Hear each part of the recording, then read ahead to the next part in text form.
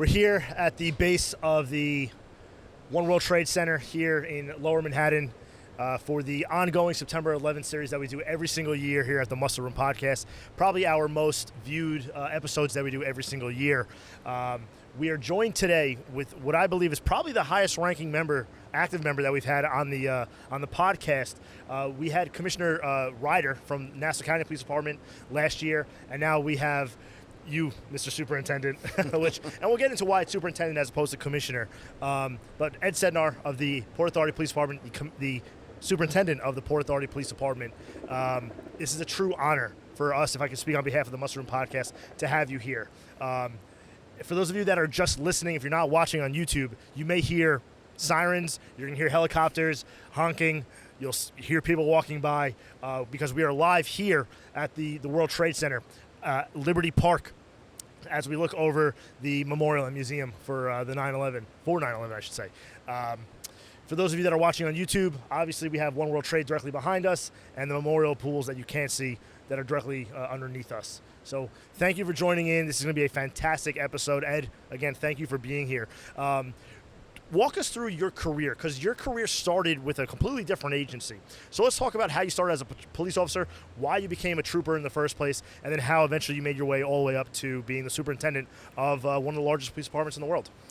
Well, first of all, thanks for having me. It's a great honor for me to represent the men and women of Port Authority, as well as all the fallen that happened that day here.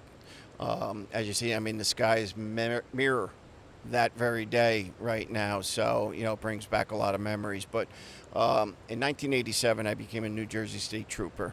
It's something I always wanted to do as a child. My father was a Newark police officer, and I remember driving up and down the turnpike. You always seen the troopers in that uniform and out there, and it's something that I was working at the time at RCA as a test engineer, and I didn't like it, and I always had that that passion that I want to be a police officer, and I took the state police test, and I became a trooper in 1987.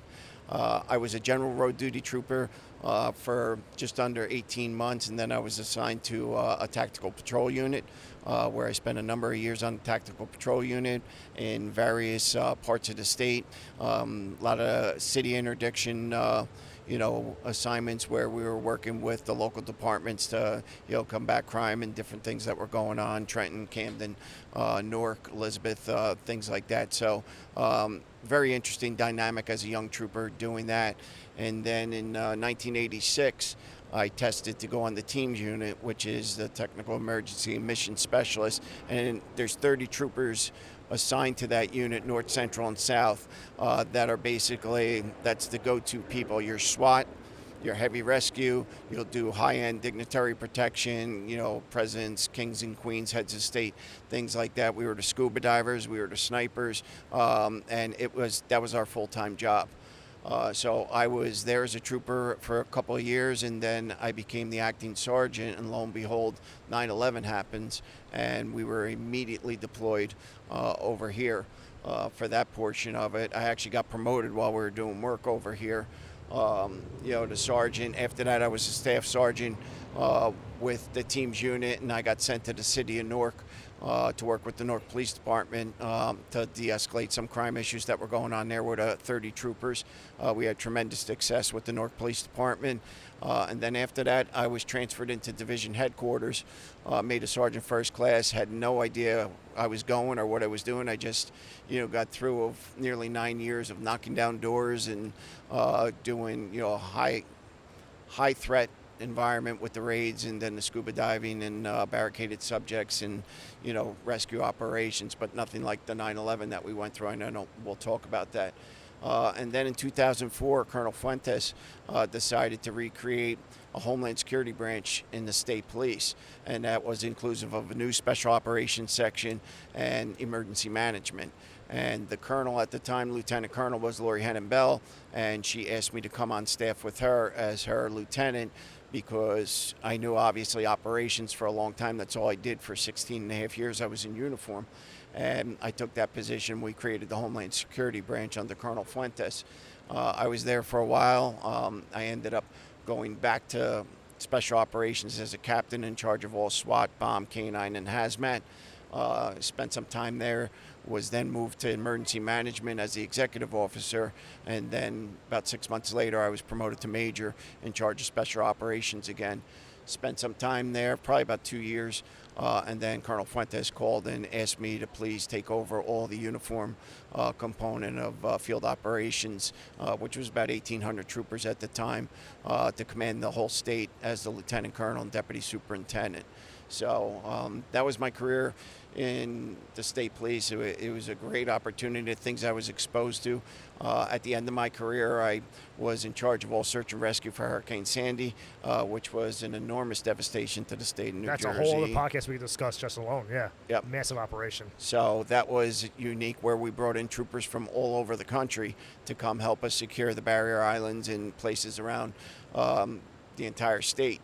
And then I was the incident commander and planner for the Super Bowl when we had it at MetLife. So that was a highlight of my career, being able to do that, knowing that we were a high threat environment between New York and New Jersey, and first outdoor cold weather Super Bowl really in 40 years.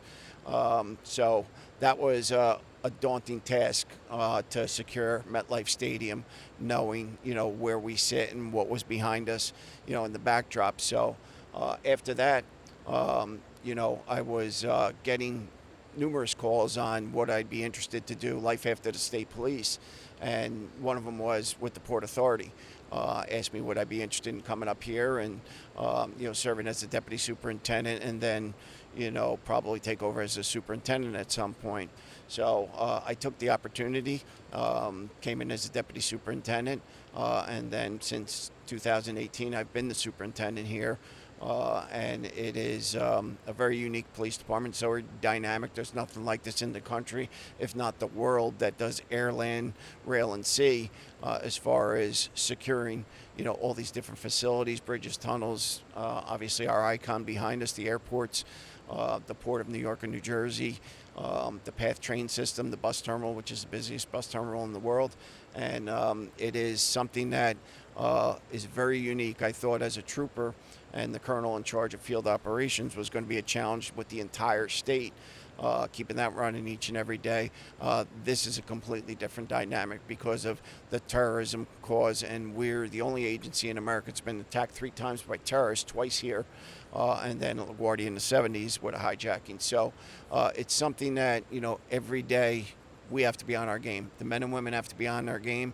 And I think since I came here and we took over, not just me, but the team behind me, the senior executives, we've changed the ideology and methodology of how we approach things.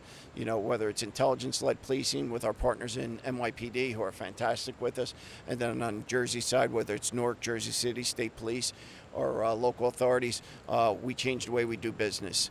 And, we're out there each and every day, seen and unseen, to protect the most vibrant infrastructure in the world. Yeah, we're going to get into that, I think, later on to this podcast. Let's go back in time, though. Let's go back to 2001. Let's go September 11, 2001. Yep. You said you were, at the time, you were essentially on the SWAT team. Yes. Right? It's the easiest way to say it. What was that like, responding into New York City, being a Jersey State Trooper? It was, I remember it, like it was yesterday. I was at Princeton headquarters, which was Troop C headquarters at the time, and we were in there doing administrative work, being I was the boss at the time. And I was upstairs and somebody came up and said, hey, the World Trade Center just got hit by a plane.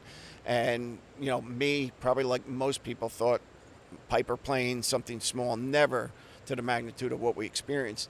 I walked downstairs, and as I came into my lieutenant's office, we seen the second plane hit.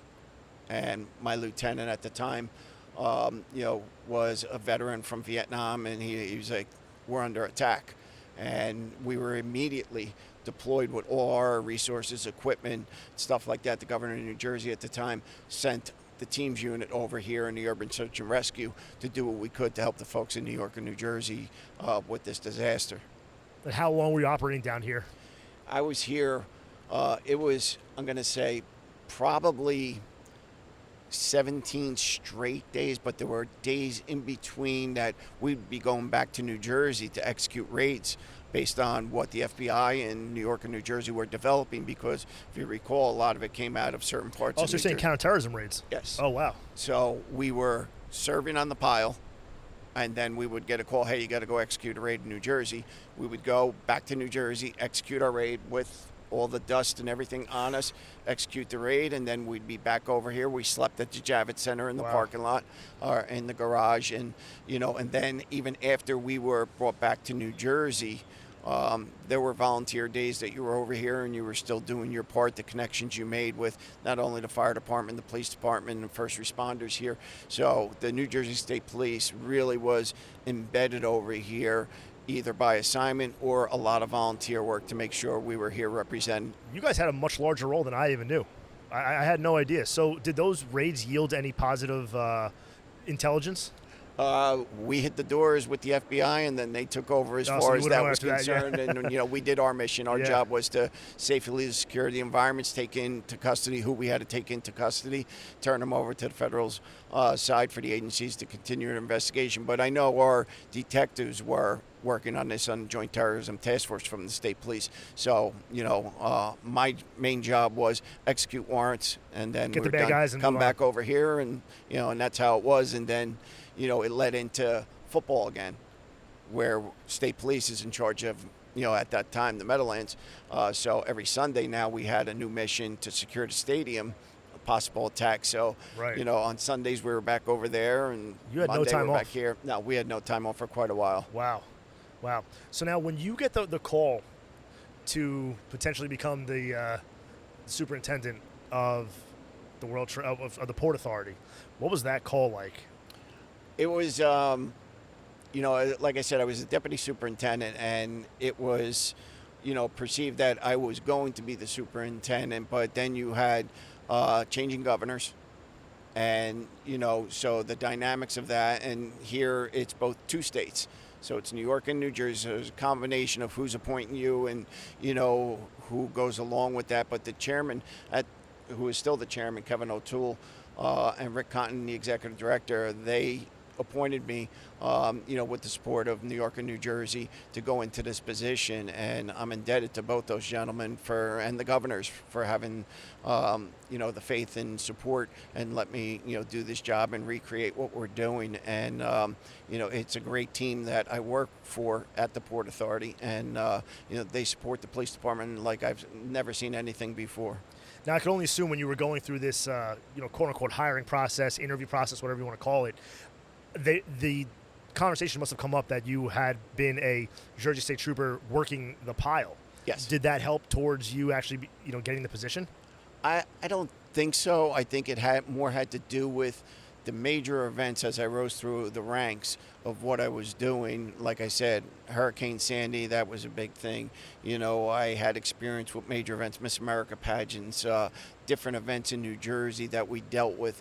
And then obviously the Super Bowl was the icon because I was back before Washington, D.C. and the planning with MIPD. And, our plan was pretty much like no other because of where the Super Bowl was going to be that year and the threat of terrorism on MetLife Stadium, and our job was to protect the folks that were coming to celebrate and enjoy the game and make sure that nothing was going to happen. And it was a lot of pre-planning, and it was a lot of logistics to put that thing together. And I think that was a very, very proud day for the New Jersey State Police, deploying 700 troopers to that game, and then all our partners that were embedded with us to lock down that facility. And, in the middle of winter, you didn't know what was going to happen. If you recall, 6 hours after the Super Bowl, we had 6 inches of snow. And during the game, it was in high 40s, I think low 50s for the game. So, we were preparing for the worst, and we got away with that. But it was from a counter-terrorism planning perspective, that was a big animal, and I think that greatly added to the Port Authority having faith in me taking over. Yeah, I would only assume so. I was only 11 years old when September 11th happened, and obviously the Super Bowl. Actually, I was probably 12, so February 6th is my birthday, so sometimes it actually falls on my birthday. Did any dignitaries show up to that Super Bowl specifically because it was right after, our country being attacked? Was the president there that you recall? No. Anybody like that? I spoke to President Obama that morning, him and Secretary Napolitano, to wish us good luck and, any support from the federal government that we would need more. But, we had, political figures that were there, but we had tremendous support from people. What year was the actual was the Super Bowl they're referring to? 2014. Oh, it's 14. Okay, my Super Bowl apologies. I 48. thought we were referring back to 2002. No, it was 14. Okay, So, 2014. Yep. What is it like talking to the president? it was good. I mean, he was great, wishing us best of luck and offering whatever support. He knew it was a big challenge based on, intelligence and what we were dealing with, but it was really good. Governor Christie at the time was tremendous with us.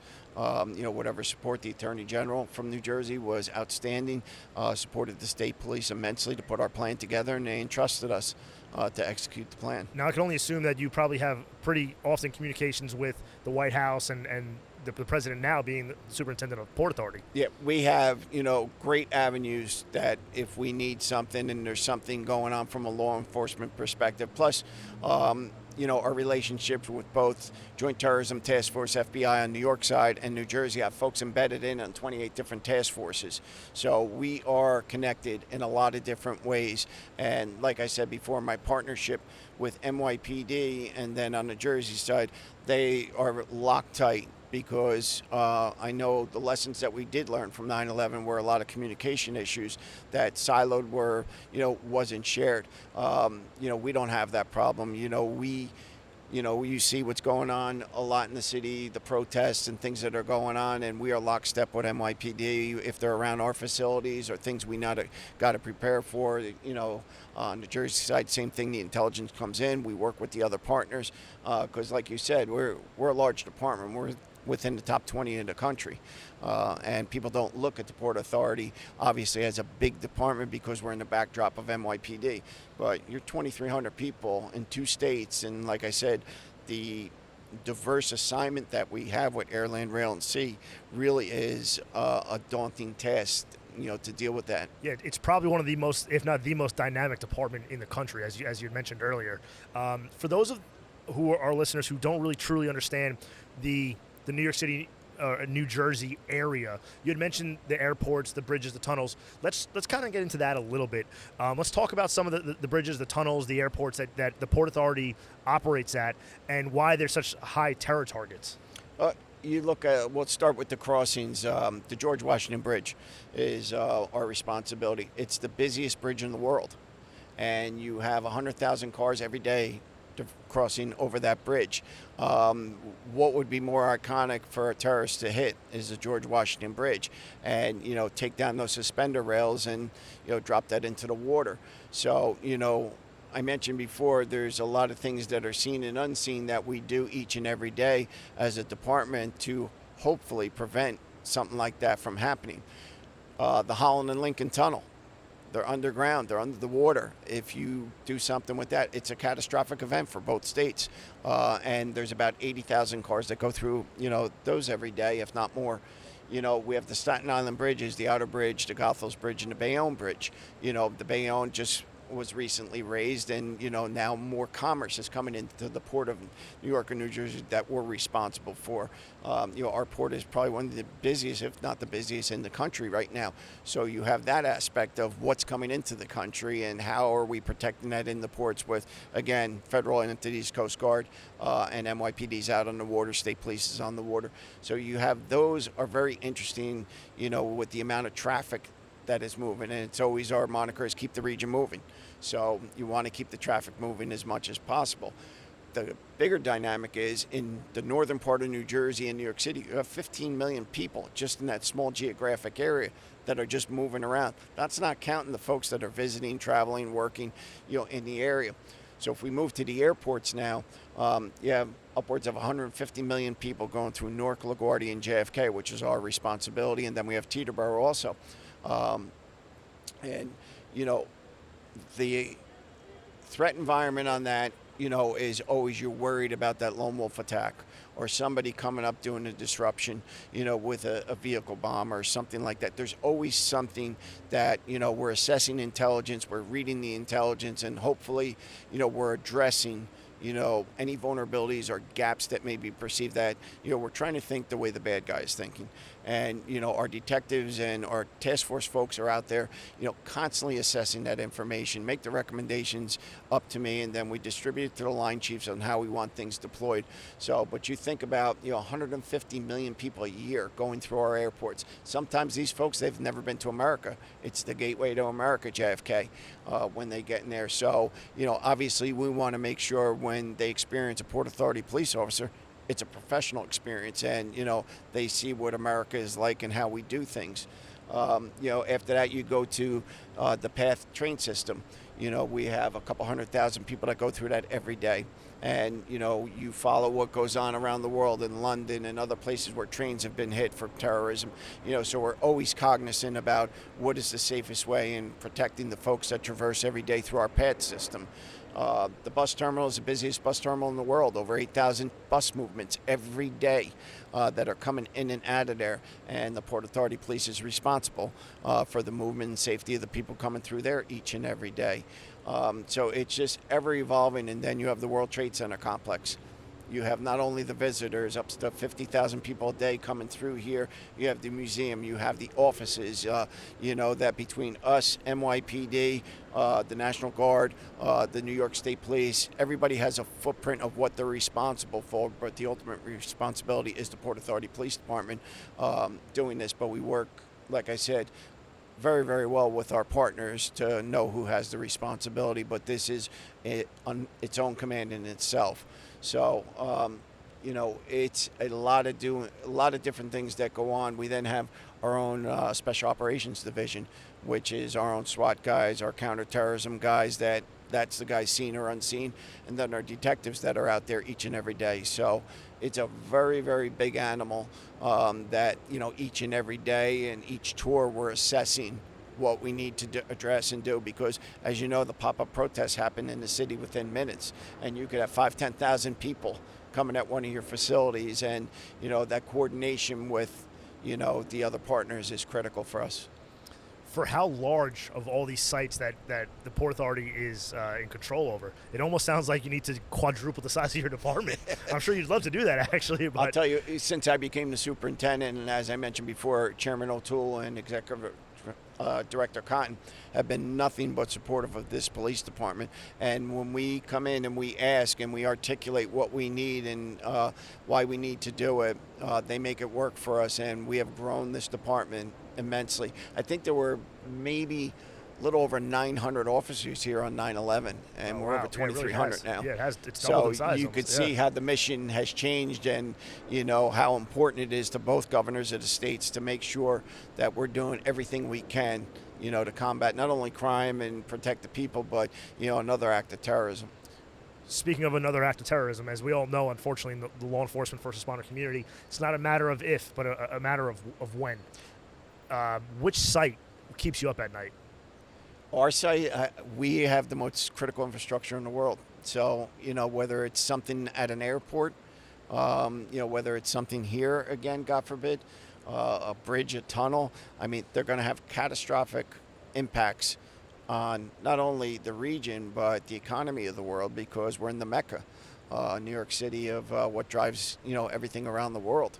And, that's something that, like I said, you have to try and think like the bad guy, and you have to look at the intelligence, read the intelligence, and try and see what's going on. And I know, the folks, the military that's abroad are protecting the homeland, doing an unbelievable job. And I think it's our mission here as law enforcement to protect the homeland inside.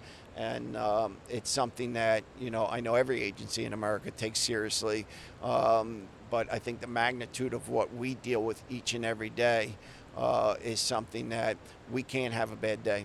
Yeah. God forbid. So I know firsthand how well the Port Authority actually operates, and I'll tell you a quick story. So back in 2013, I was getting my master's degree at the Metropolitan College of New York right here on Canal Street in emergency and disaster management. And we worked very closely with the Port Authority, being that it was right next to the entrance of the Holland Tunnel. And we did a red versus blue exercise. The executive staff at the Port Authority knew about it, but the patrol cops didn't, on purpose. And our mission, where we were the red team, and we were trying to infiltrate the Holland Tunnel. So we had multiple teams all around the area, both on top and on bottom, where the cars enter, to see if one of us could actually make our way into the tunnel. No, no, none of us got close. Every single team got caught. And again, the patrol officers had no idea that we were even doing this. But every single team that tried to make way into the tunnel was quote unquote captured, or at least seen within the matter of a few minutes.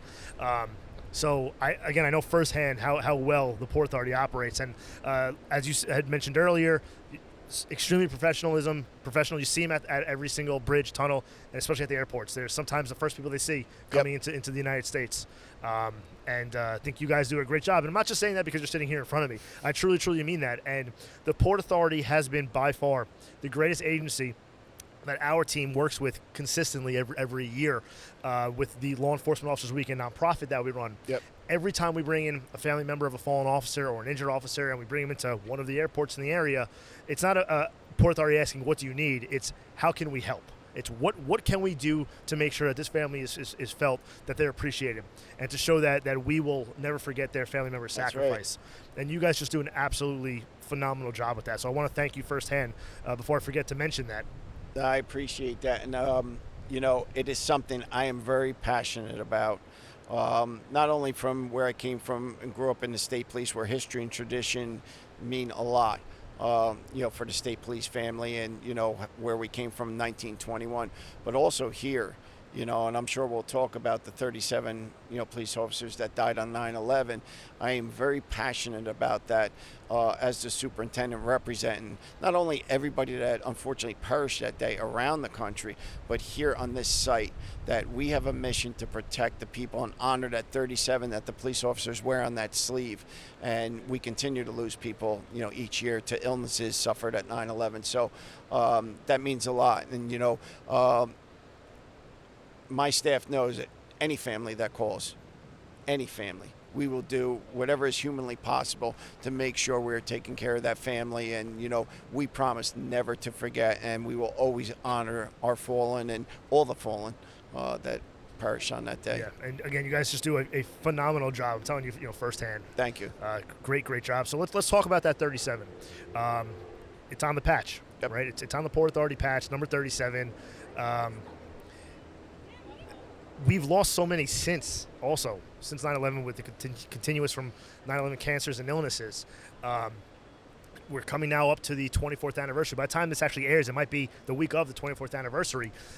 Talk us about the actual ceremony itself, the security efforts that go into it. Obviously, there's some things that we're not going to talk about on a public forum, but how safe is it here at the World Trade Center for those that want to also come and visit as well? I would like to say it is a very safe environment. On 9/11, there's a lot of planning that goes into that, obviously, because I would think if somebody wanted to do something on such a symbolic day, they would try to do that. But like I said, just before I got here, I got an update on our pre-planning meeting up on for 9/11 as to what we're doing and how we're doing. But this campus is locked down.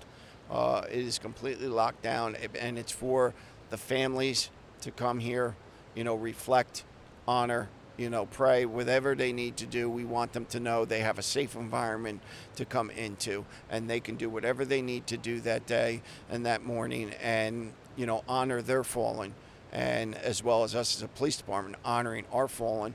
And, we've had 18 die since then from illnesses, and hundreds that are suffering from illnesses working at Ground Zero that day.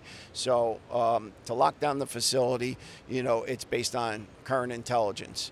So, like I said, we're constantly talking to NYPD, we're talking to the Jersey side, we're talking to the task force with FBI, anything current that we need to, worry about, concerned with. If you ever have the president coming in or the vice president coming in, that changes the dynamic of how we have to do security. And so, that is a very, very, it's a long day leading up to it. And especially if you were part of it and you were here, the emotion that has on yourself of, knowing what happened and what you dealt with and how you went through it. So, I and my staff were very adamant about that. There is no bad day here. Everybody needs to be on point. Everybody has to have patience with things, because things may have to be changed at a moment's notice. And you can never forget what we're here for, and that's for, the nearly 3,000 that perished that day on this site, as well as all the firemen, policemen, and agents that passed on that day. So it is a challenging event, but it's year 24. And I think between us and our partners, we do a very good job. We're already thinking about the 25th, anniversary and, things. We know that'll be a very big one. One, and what we'll need to do. But tremendous support, like I said, from our chairman, executive director, and our commissioners to trust us to do what we need to do with planning. And it is, like I said, I've been here for a number of years since I've been with the Port Authority. It is a very, very difficult day. And knowing, on that day when I was a trooper that I responded here and worked on that pile, and even more from a personal standpoint, I have stage 4 cancer from 9/11. And for whatever reason, I'm still here, and I'm not supposed to be here by now. So there's somebody watching over me that keeps me going right now. And, I take it personal that, yes, I got sick on that ground, doing my job that day. I would never change what I did. I would never say, no, it's too dangerous. That was our job. That's what we were trained to do, to come over here and hopefully, rescue people or recover whatever our mission was. But, since I got sick, it's something that, is even more passionate to me and my family that, that day there was a mission and there's a purpose. I really believe there was a purpose. Why I was there, why I'm here now. You can never make this up, that now I am in charge of the agency where I contracted as a trooper, my illness, and now I'm heading up the agency, and I have a voice into, how we protect it and how we do things. Yeah, you're meant to be here. I don't know. I like to think about that, and you just can't figure out what God's plan is for you. But, to end up here, and then 2 years later, I was discovered that I had the cancer. And, luckily, the doctors at Sloan and the World Trade Center program, phenomenal care. And, it's something, like I said, when we plan, it's always right in the back of my mind, of what I need to do and, why we do things. It's easy to just say, don't worry. No, it's too important to me, my family, the 37 fallen, the folks that have passed behind them, and then all the families that were impacted by that. I can't say I don't feel good that day. I have a mission, I have a job, and I took this job to do it. And thankfully, I'm able to continue to do this job even through the illness and, what's going on. So I do take tremendous pride in, protecting the world's most critical infrastructure. It's unbelievable. Now, I'm going to ask you a question, and it's going to lead to another question after that. Do you address every incoming Port Authority recruit class? Oh, absolutely. Okay. Now, my second question, with that being said, what is that speech like? Because I'm going to assume most of them coming in now are probably not even born when September 11th occurred. So what is that speech like, not only as obviously the superintendent, but somebody who was both mentally and physically I don't want to say attacked, but somebody who the day means more to probably a lot of other people. What is that speech like to these You officers? can ask any recruit since I've been the superintendent when I address the classes. And I'll address them periodically in the beginning, sometimes in the middle. If a major event happens, I will walk right in there. What do you know? Are you watching the news? You're paying attention? Because this is going to be your future. This is going to be your job. But they will be able to tell you that I've said to them numerous times, don't you ever embarrass that 37 on your sleeve. People gave up their life, and you have a mission to protect, New York and New Jersey and what we do at the Port Authority. And we're very passionate about it. We will not condone, misconduct. We won't condone unethical behavior or, immoral behavior. I mean, we have a job to do. This is your job. This is what you signed up for, but this is how important it is. You mentioned some might not even been born during this. We do educate them through the academy about 9/11. We educate them about the 93 bombing. We educate them about the hijacking. We want them to know the history, but it's also incumbent upon them to learn the history of this agency and know what it is to be like a Port Authority police officer. You're not a basic patrol officer, precinct-style police officer. There's every assignment, whether it's World Trade Center, airport, the bus stop, it's different. And you adapt to that environment, that transient population, on how you got to deal with it. So, yeah, we we speak to the recruits numerous times. I started something here where I do their badge ceremony in the memorial. Oh, that's great. And the day before they graduate, we take them into the memorial as a reminder. And you know that the big steel beam in the bottom of the memorial has the number 37 on the top of it. Mm-hmm. And that was the last beam removed from the site. And we remind them, this is why you're here, and this is what you're protecting. And that 37 up on that beam, that's a solemn, sacred ground of what you're going to be protecting. If you're not assigned to the World Trade Center, it doesn't matter. You're assigned to critical infrastructure, and always remember that. So the recruits are very well versed on that. It's great to hear. Do you happen to know how many legacies you have within the department who's maybe a parent perished on 9/11 or the exact number? I do sick? not know. I have several. I just promoted someone to lieutenant. Liam Husko, his dad passed away on 9/11. He was a Port Authority police officer, and Liam just got promoted. But we have several legacy folks. That's great. And, that's something that, we also speak to them and remember, what happened and what you lived through in your childhood and, what brought you to this. Yeah. And we will do everything we can to protect you and any other man or woman assigned to this job. But we applaud them for following into their parents' footsteps. And there's some, obviously families that would not want that, but they respect it. And, we'll do everything we can to have them trained and at the highest performance level, when they hit the street. But I think that is tremendous honor, if your child followed in your footsteps, knowing what happened here, and now you're out there, doing the same job they did. Since we're on the topic of recruits, are you guys hiring? I'm sure there's probably a lot of police officers that are still young on the job, because everyone always hears the Port Authority. It's the golden ticket, right? When it comes to law enforcement in the New York, New Jersey area, Port Authority is top tier. For those that are current active law enforcement that are young, or those who want to become cops, is Port Authority hiring? We just graduated a class this summer, and in October we're starting a brand new recruiting cycle. So there will be an announcement coming out on social media, and then the whole process of what happened. So, we're planning on hiring, and, with such a large department, you have the attrition levels that you want to stay current with that.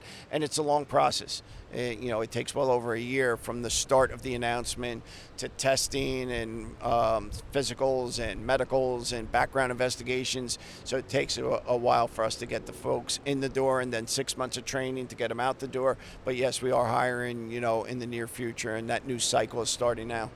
And for those, that are listening that are willing to come on the job, what's some advice you'd give somebody who's fresh into law enforcement? You got to have the passion for this job. You have to treat people the way you would want your family treated. Have respect, for folks out there. There's a lot going on right now in the world, and especially in this region, that we're dealing with. Some becomes new learning things that we deal with each and every day. Some of these folks, there's a different, I don't want to say different person from each generation, but there are differences in each generation, and we're adapting now to the newer generation of policing, of what, the thoughts or the ideology are from these kids growing up of what they think police work is, and then we're trying to tell them what the experiences are going to be and what you're going to see in the street. I mean, we'll ask the question sometimes in the police academy, have you been punched in the face? And, kids don't raise their hand. Don't think for a second you're not going to be challenged out there. This is a physical job. You're going to have to put your hands on people. And just because you wear that uniform, people don't care. Most of the people, probably 99% of the society respects what a police officer does and what you're doing. But, you have mental health issues out there that we're dealing with. You have terrorist activities, whether it's domestic or international. And you have your typical folks that are just bad guys doing, crime each and every day that we're here, to try and prevent. So you got to have a passion for this job. If you think you're going to sign up, become a police officer and just muddle through, not going to happen. You'll surface because danger's a second away. You never know what's coming up behind you. And it could be a firefight, with somebody trying to be an active shooter. It could be a chemical, biological event. It could be just normal petty theft, assaults and scene like that. And I tell the recruits, I go, this is a seat at the greatest show on earth. because you cannot make up what you're going to see over your career and what you're going to experience. And a lot of it is gut-wrenching. When you see the death of a child, when you see, domestic issues where somebody gets killed and, suicide and things like that, it's something that, it didn't prepare you when you thought you're going to be a police officer. I'm going to be a police officer, and this is what it's going to be like. Now, there's a lot of things that go into it, a lot of experiences, and we're continuing to learn each and every day what is triggering certain things with younger officers or even older officers for that matter. And we try and do our own preventive measures to protect folks. So it is. The job has really evolved. I know since I came on in 1987 on things, that we did, never worked with a camera before. Now we have folks with body-worn cameras and, things like that. So that's a whole new dynamic of policing and, the amount of technology that we use, to combat crime and identify possible, folks want to plan something to do things. So there's a lot of things that would go into like I said, becoming a police officer. And Port Authority is a little bit unique because you could be here at the World Trade Center one day protecting this, or you're at an airport, or now you're down the port, or you're at the bus. So there's a lot of different nuances, and you have to adapt to each facility of what you're protecting. Yeah, and you said passion, and I think that's the perfect word to use for becoming a police officer. And you yourself are passion, especially somebody who has stage 4 cancer from 9/11 and still showing up every single day. I want to just go back real quick before we end the podcast. We'll go back to September 11th, the night of September 11th. After everything's said and done, after the ceremony's concluded, obviously you're a busy man. I'm sure that day you're probably the busiest man on the planet. Do you take time to just sit down, relax, reflect? What's going through your mind after the ceremonies are over? I start off probably about 4:30 in the morning on 9/11 because we have our security that we're tightening down here. And I dress the officers that are working at a roll call, and then the civilian executive staff and the World Trade Center, get them briefed up as to what is going on, if there's anything they need to know.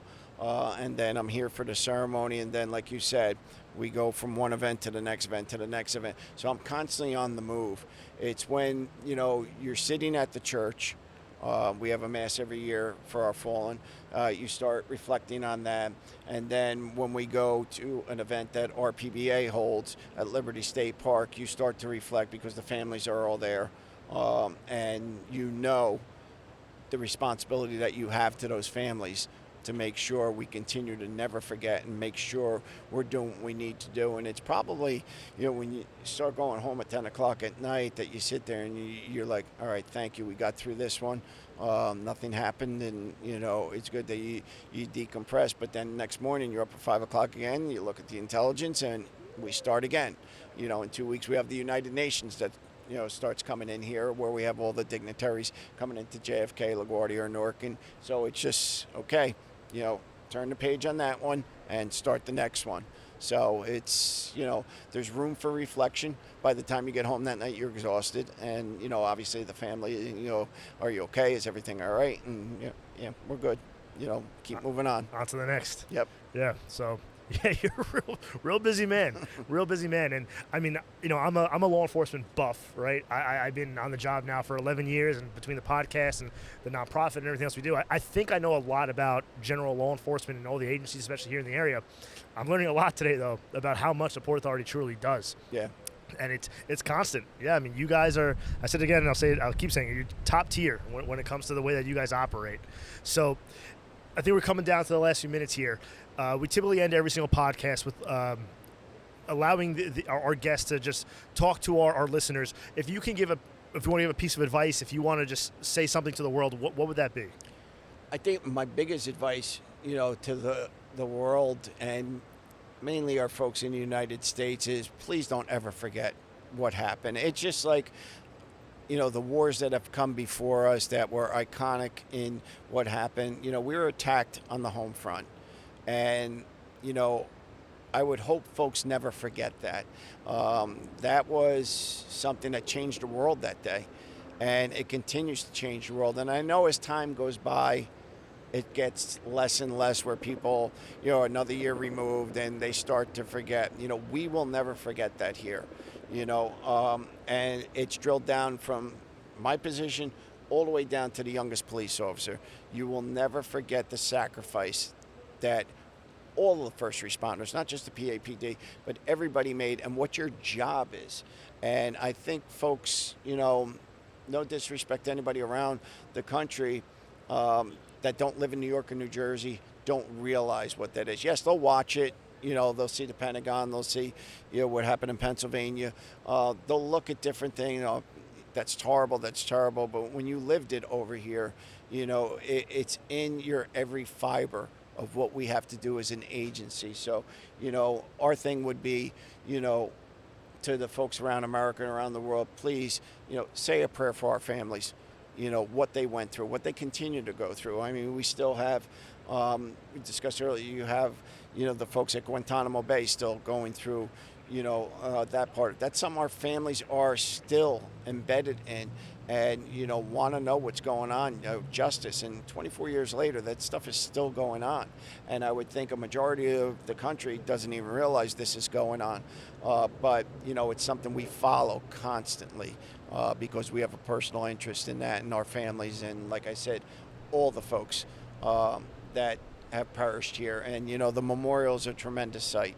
The memorial, if you're ever in New York City, please, come walk this and see what's in there, because it is a tremendous tribute to the folks that died that day. And like I said, folks continue to die. The names on the pools, to never forget. It's a very, very emotional site. And we also have business going on each and every day that, they brought it back to life. And we have, that mission to continue to, protect. This is the world's most critical infrastructure, and we take great pride in protecting it, and that's why it's on our sleeve with that number 37. Yeah, Ed, I can't thank you enough for being here with us today. This has been a fantastic episode.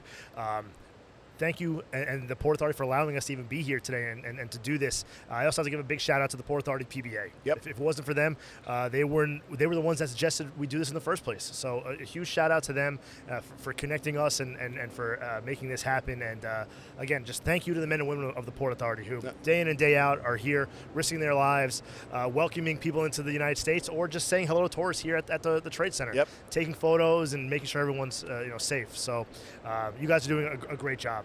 Thank you. I appreciate it. Thank you for having me here. It's an honor to help me tell the story of, what we went through as an agency and what we continue to do. And, let the folks know that are listening and hear this, that, we're here every day doing that job, protecting them. So please come visit, pay your respects, and, America first. Absolutely. Thank you. Thank you. With that being said, everybody, want to thank you again for watching another great episode of the Muscle Room Podcast.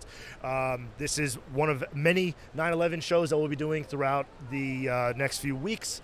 And we just thank you for all listening and watching. Make sure to subscribe, like, and follow, and share it with your friends and family and coworkers. And we'll see you on the next one.